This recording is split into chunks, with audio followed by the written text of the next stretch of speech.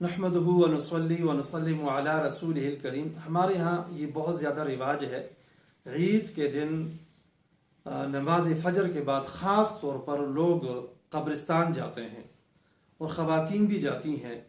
مرد خواتین باقاعدہ جا رہے ہوتے ہیں، کچھ لوگ نماز عید کے بعد بھی جاتے ہیں، اور بہت زیادہ اہتمام ہوتا ہے،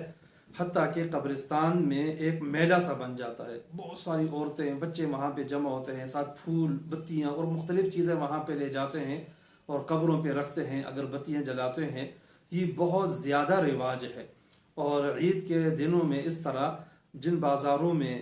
پتیاں پھول ان کی خرید و فروخت ہوتی ہے، باقاعدہ وہ بازار سج جاتا ہے۔ تو شرعاً یہ بات اپنی جگہ پہ تو بالکل اچھی ہے، اور شریعت نے حکم دیا ہے کہ زیارت قبور کرنا چاہیے، جا کر وہاں آخرت کی یاد تازہ ہوتی ہے، اپنے بڑوں کے لیے دعا ہو جاتی ہے، ایصال ثواب کر لیا جاتا ہے، بات تو اچھی ہے،